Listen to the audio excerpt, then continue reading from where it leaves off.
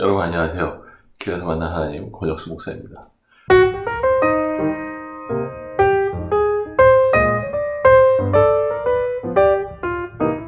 오늘은 야고보서 2장 20절에서 26절까지의 말씀 함께 살피도록 하겠습니다. 어리석은 사람이여, 그대는 행함이 없는 믿음은 쓸모가 없다는 것을 알고 있습니까? 우리 조상 아브라함이 자기 아들 이삭을 제단에 바치고서 행함으로 의롭게 된 것이 아닙니까? 그대가 보던 대로 믿음이 그의 행함과 함께 작용을 한 것입니다. 그러므로 행함으로 믿음이 완전하게 되었습니다. 그래서 아브라함이 하나님을 믿으니 하나님께서 그것을 아브라함의 의로움으로 여기셨다고 한 성경 말씀이 이루어졌고, 또 사람들이 그를 하나님의 벗이라고 불렀습니다. 여러분이 아는 대로 사람은 행함으로 의롭게 되는 것이지 믿음으로만 되는 것이 아닙니다. 창녀 라합도 정탐꾼들을 접대하여 다른 길로 내보내서 행함으로 의롭게 된 것이 아닙니까? 영혼이 없는 몸이 죽은 것과 같이 행함이 없는 믿음은 죽은 것입니다. 여러분 애플사를 아시죠? 그죠? 전 세계에 모르는 사람이 거의 없겠죠. 아이폰, 아이패드, 맥북 이런 제품들 가만히 보면 어떻게 이렇게 소비자가 원하고 또 필요로 하는 걸 알고 만들었을까라는 생각을 해요. 물론 이제 많은 경쟁들이 있고 인기가 좀 내려가긴 했지만 그 전성기 때를 생각하면 정말 대단한 그러한 제품들을 만들었어요. 영어로 That's a great idea 라는 말 있죠. 참 위대한 아이디어입니다.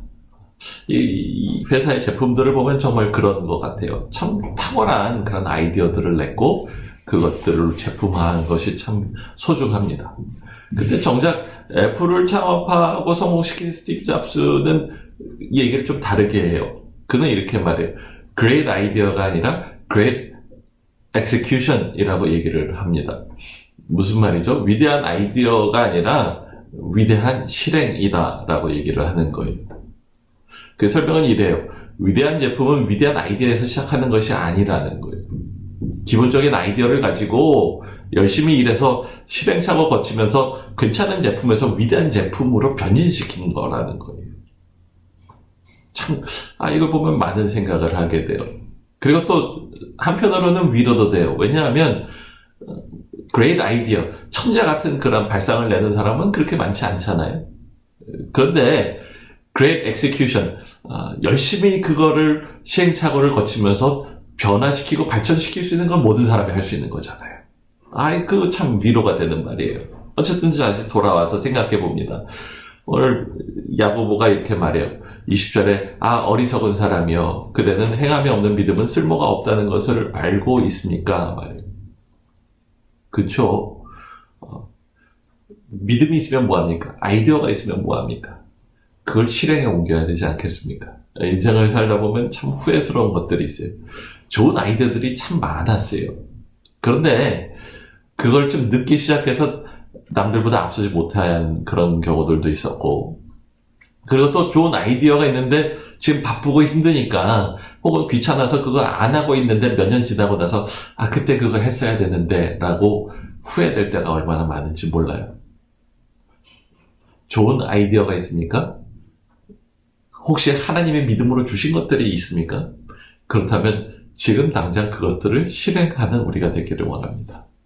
또 26절에도 그래서 이렇게 말해요. 영혼이 없는 몸은 죽은 것과 같고 행함이 없는 믿음은 죽은 것입니다. 그렇죠.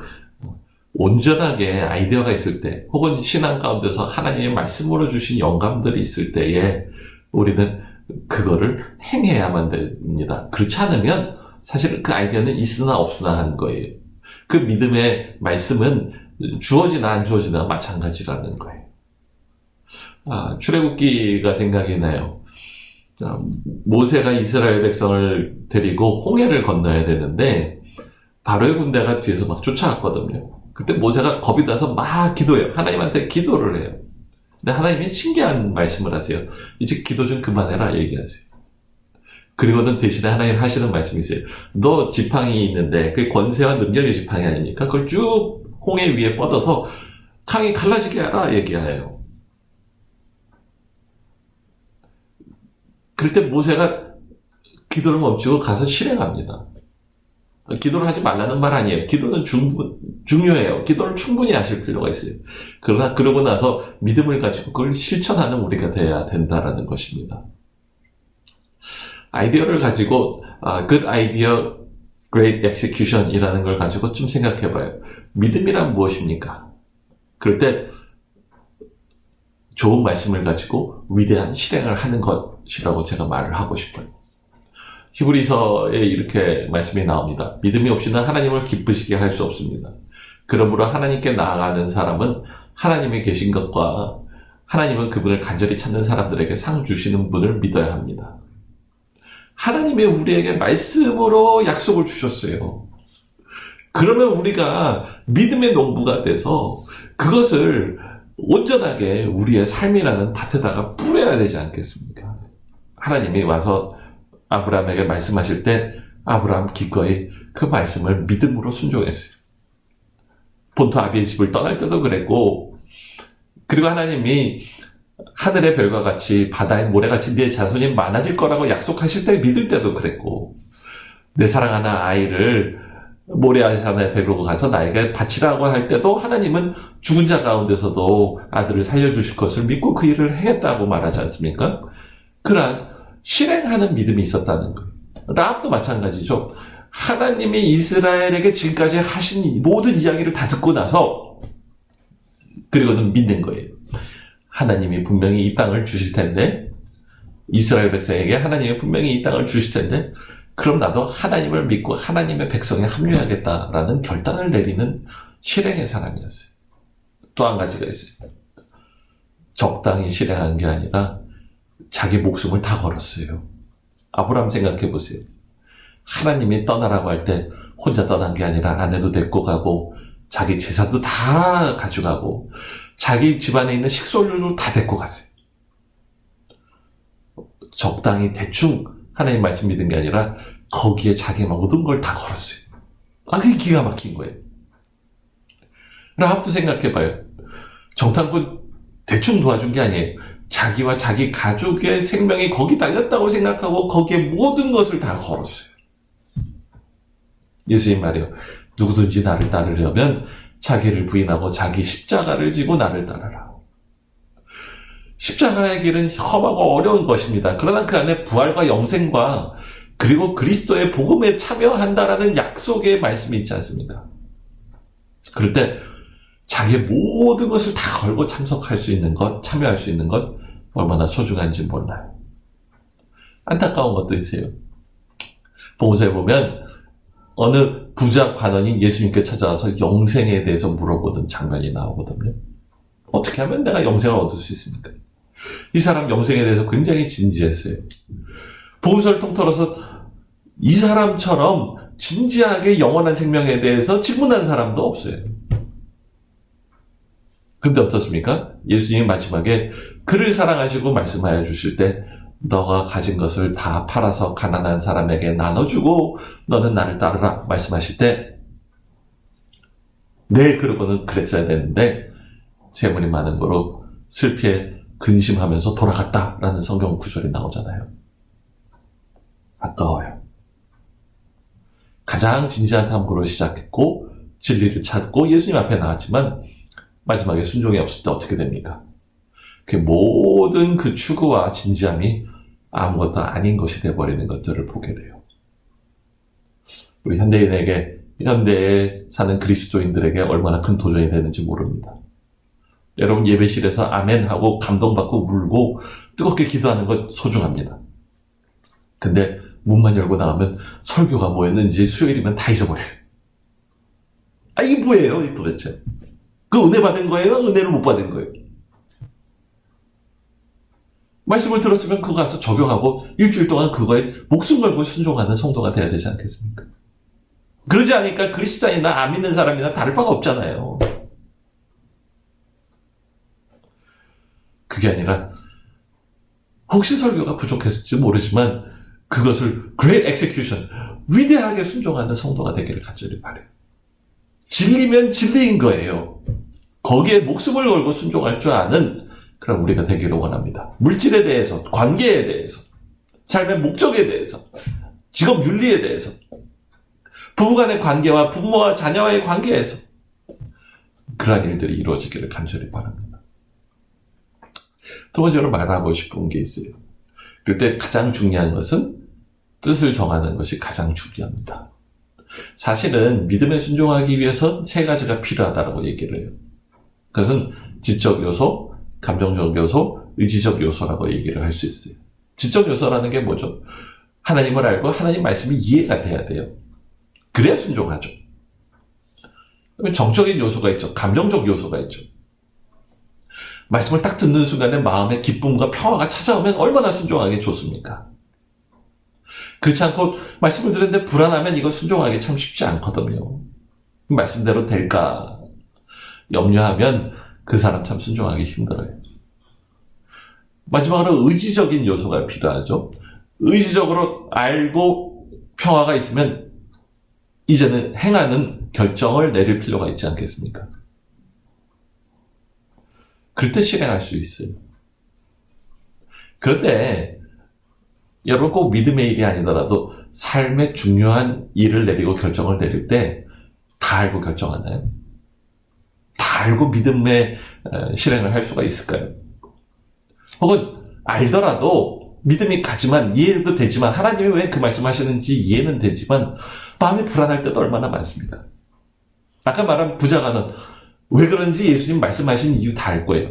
그러나 마음이 물질을 너무 붙잡고 있어서 평안하지 못할 때 결단 내리지 못하는 것 나오잖아요.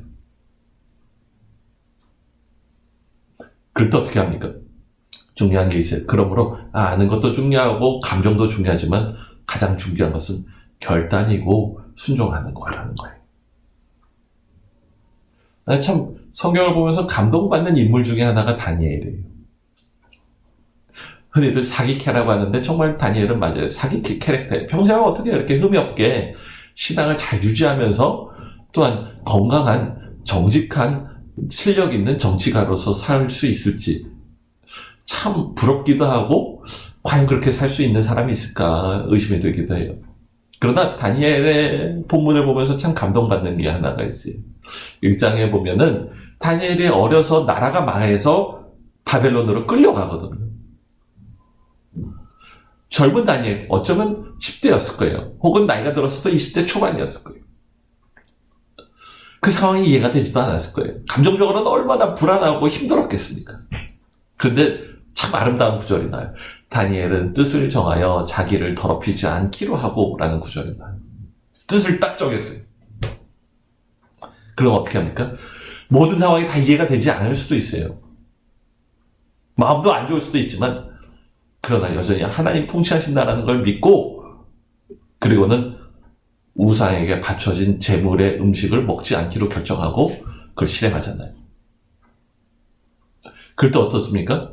그 모든 시험을 통과한 다음에 하나님이 그에게 지혜와 총명을 주시고 꿈을 해석할 수 있는 지혜를 주셔서 온전하게 하나님의 사람으로서 바벨론에 그리고 후에는 페르시아에 하나님의 통치가 임하게 하는 위대한 정치가가 되지 않습니까?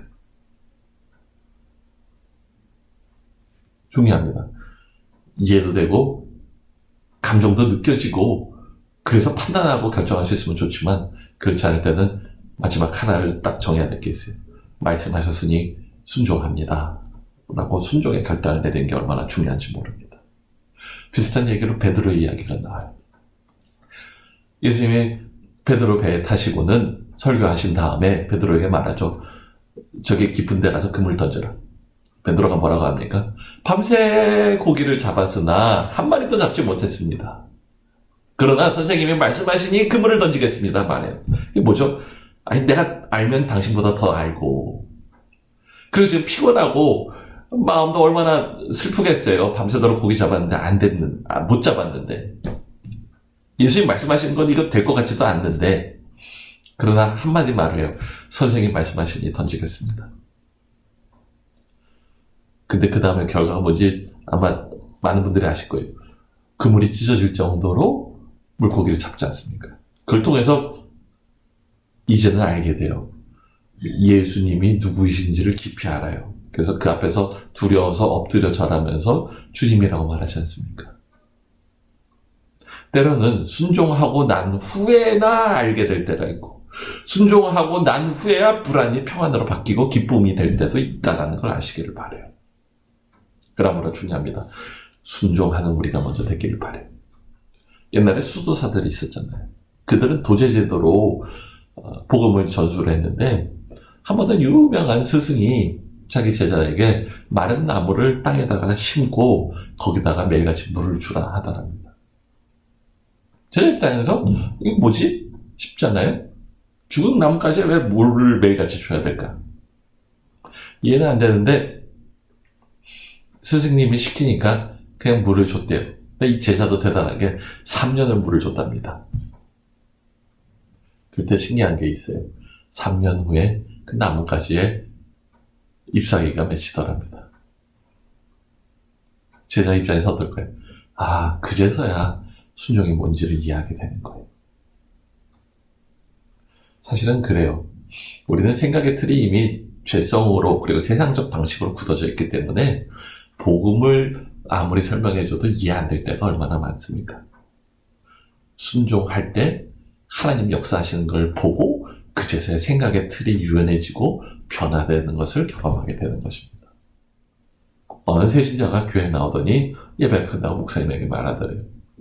제가 10년 만에 교회 나왔습니다. 친구가 10년 동안이나 교회 가자고 하는데 제가 안 나갔다가 드디어 나왔습니다. 목사님이 물어봤대요. 그래서 어땠습니까? 친구가 대답하더랍니다. 진작 나을 걸 그랬네요. 뭐예요? 아무리 교회 가면 좋은 걸 그 진리죠. 하나님 만나는 게 얼마나 좋습니까? 얼마나 좋은 걸 알면 뭐합니까? 예배를 드려야죠. 또 한 가지, 물질도 그래요. 예수 믿으면 처음에 힘들어하는 것 중에 하나가 헌금이에요. 왜 그럴까 생각해보면 간단해요. 물질을 가지고 하나님을 경험해 본 적이 없어서 그래요. 그러니까 하나님이 물질 가운데 역사하는 걸 본 적이 없으니까 자기 지금까지 살아왔던 생각대로만 물질 생각하죠. 그러니까 그걸 믿음으로 하나님께 드리기가 얼마나 힘든지 몰라요. 믿음으로 이웃에게 베풀지 못한 때가 얼마나 많습니까? 그럴 때 말라기에 이런 구절이 나와요. 창고에 11조 전부를 가져다 놓고 내 집에 먹을 것이 있게 하라. 이 일로 나를 시험해 내가 하늘 창문을 열고 너희가 쌓을 자리가 없도록 복을 쏟아붓지 않나 보라. 만군의 여호와께서 말씀하셨다. 이런 구절이 나와요. 무슨 얘기냐면 이스라엘 사람들 믿는다고 하지만 온전하게 물질 가운데 하나님을 믿지 못하고 그래서 11조 하나님께 드리지 못한 거예요. 그 순간에 하나님 말씀하세요. 한번 해봐. 그럼 내가 너에게 채워줄게. 그럼 내가 너희의 물질을 책임지는 걸 경험하면 그때는 믿음이 정말로 생기지 않겠니? 라고 말씀해 주시는 거예요. 하나님 11조 강요하시는 분이 아니에요. 그러나 11조 할 때 물질을 다스릴 수 있고 물질을 통해서 하나님과 이웃을 기쁘게 하는 삶, 베풀므로 축복받는 삶, 행복한 삶이 뭔지를 알고 누리기를 원하시는 하나님의 간절한 마음이 있는 거예요. 미국의 어떤 교회가 이 말씀을 가지고 11조 챌린지라는 걸 했어요. 사실은 이 교회 때문에 여러 많은 유명한 교회들이 이 챌린지를 같이 했어요. 간단해요. 목사님이 설교하는 거예요. 11조 하세요. 그러면 하나님이 축복해 주실 거예요. 그런데 연말에 정산해 봤더니 11조에서 하나님이 전혀 축복해 준 게 없으면 교회에 와서 얘기하시면 지금까지 11조하고 다 돌려드리겠습니다. 무슨 얘기죠? 첫 번째는 그 말씀하시는 설교자도 본인이 하나님이 자신의 삶을 책임지시는 걸 경험했기 때문에 자신 있게 말할 수 있는 거예요. 또 한 가지는 뭐죠? 하나님 동일한 일을 믿음으로 하나님께 드리는 자, 이웃에게 베푸는 자에게 가득가득 채워주실 것을 믿기 때문에 그 도전을 할 수가 있다는 거예요. 그럴 때 바라는 건 뭘까요? 그 말씀대로 실질적으로 하나님께 물질을 드리는 그런 모험의 여정을 떠나는 그 사람 되기를 바랬던 거 아니겠습니까? 여러분, 꼭 예배나 헌금뿐만이 아니라 다양한 여러 가지 영역들이 있습니다. 관계, 봉사에 있어서, 전도에 있어서, 선교에 있어서 그 모든 것 하나님을 경험하시는 우리 모두가 되기를 원합니다. 기도하겠습니다. 하나님 아버지, 예수 믿고 나의 삶이 바뀌기를 원합니다. 믿음 없는 사람처럼 행동하면서 믿음 있는 자의 축복을 누릴 거라고 기대하는 우리의 미련함을 용서하여 주시고, 이제는 온전하게 예수 그리스도를 믿고 그 말씀대로 행함으로 하나님의 놀라운 역사를 이루시는 것들을 경험하게 하여 주십시오. 아브라함처럼 라하처럼 인생이 변하고 세상을 변화시키는 믿음의 능력, 그 행함의 능력을 소유한 우리 모두가 되게 하여 주세요. 예수님의 이름으로 기도합니다. 아멘.